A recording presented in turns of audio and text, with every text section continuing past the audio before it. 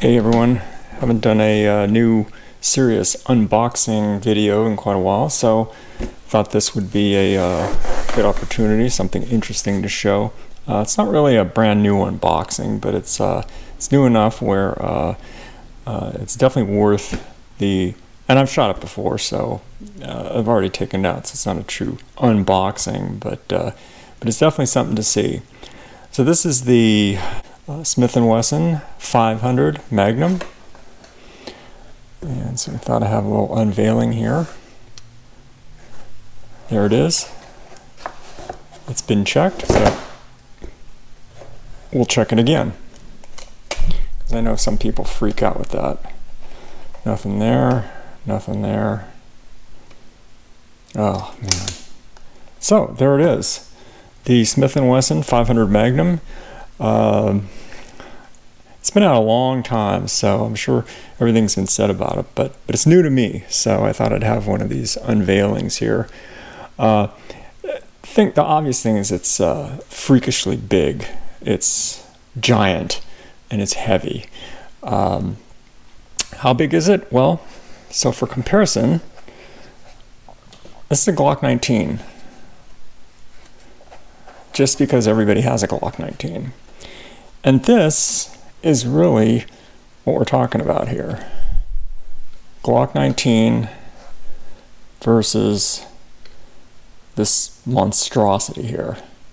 So that's what normal people are used to seeing as far as a pistol and the this freakishly giant and heavy monstrosity there.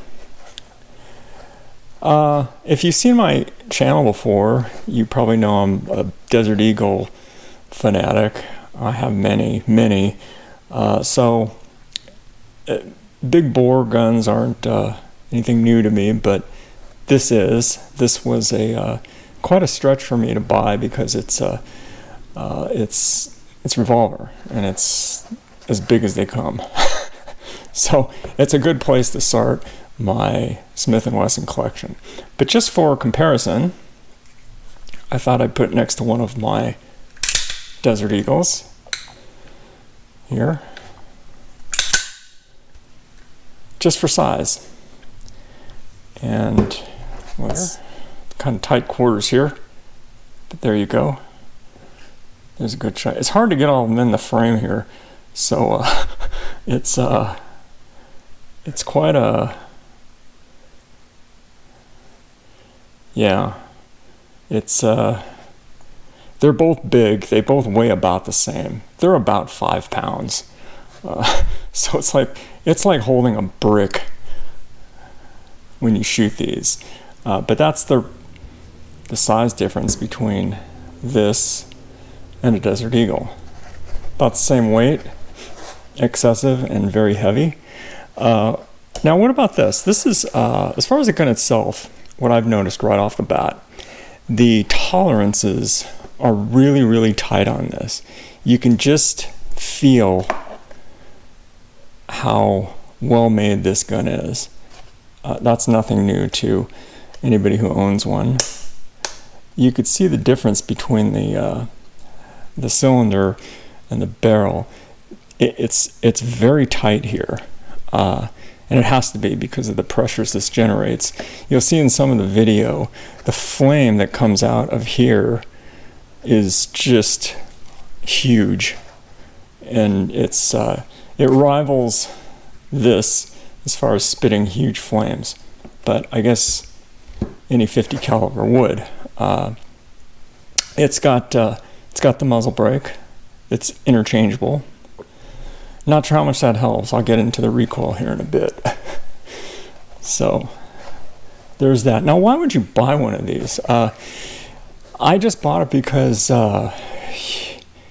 know, if you shoot these and you want to expand your collection of big bore, well, I guess this is the only one. It's not the only one, but you could get the 454 Casull and etc., which also use the giant X-frame here.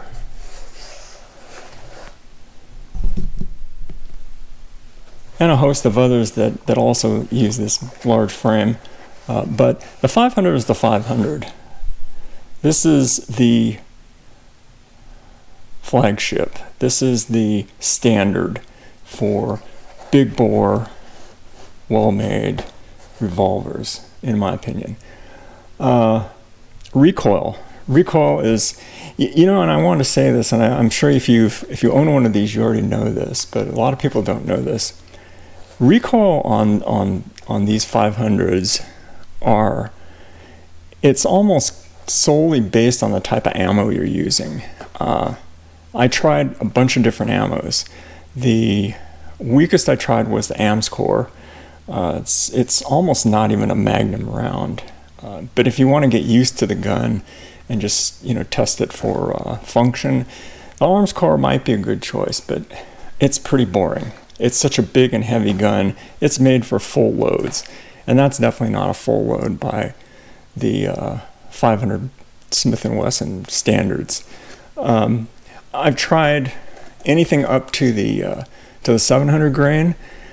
It's obviously got the most recoil, but for the cost and for what for, and it's really not that much more exciting or exhilarating than your good solid middle of the road rounds or loads, we'll say.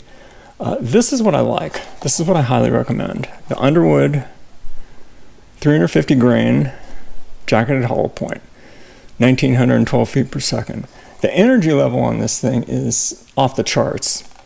It's really, I mean, it's so much more than a 50 AE, and this will give you a lot of excitement as far as recoil, if that's what you're looking for. This is the 50 AE I brought.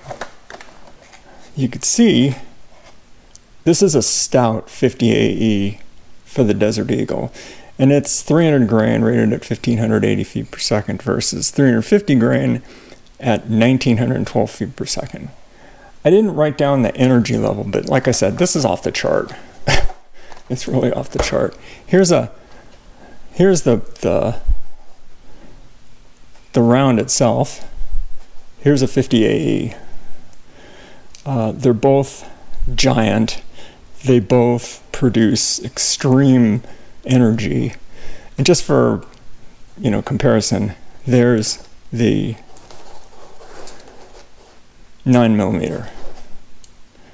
So you can kind of see, let me see that. The 9mm is kind of, well, it's 9mm. You know, it's not supposed to be one of these cannons here. So there you have the ammo. So the recoil is really based on what you shoot on the ammo. The AMS-Core is, at least what I've experienced, is the weakest. The Underwood, the 700 grain, the strongest. But the price for the 700 grain is just, I mean, what for, right? It's not that much more felt recoil, in my opinion, than the middle of the road energy level of the 350 grain. So why would somebody actually want one of these? I suppose you could hunt with it, but I don't think anybody really does. It's really just it's a toy. It's something to you know, to have the biggest and the best of a particular model, which this is, bar none. There are no other revolvers production base that top this. This is it. This is what you want if you want the best and you want the most powerful handgun. Plus, when you shoot these, like I do, and own multiple Desert Eagles, you invariably hear the comment, well, yeah, that's powerful, but it's not the most powerful handgun. So if you want the most powerful handgun production, this is it right here. I'll probably get some comments like, oh, there's some obscure handgun, but we're just talking production, mainstream handguns. This is it. It doesn't get any bigger than this. So here's a few, just a few shots, not a lot, but in the coming weeks or months, I'll definitely try to do more video of this, and you know, get some different angles and performance shots there as far as accuracy and things like that. But there you have it. I'm totally happy. It was well worth it. Oh yeah, cost. I've looked a lot. Keep eye on the prices on this. And the prices are usually, they hover between $1,500 and $1,700. Probably MSRP is closer to $700, but you see them for $1,600 and all.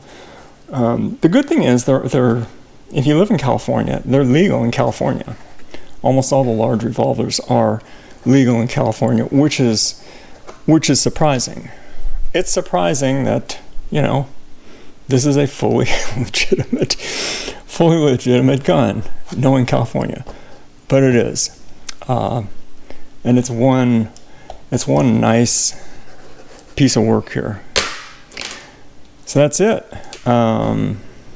Hopefully I'll get some more range video, and you can check it out for yourself. But here's a few shots.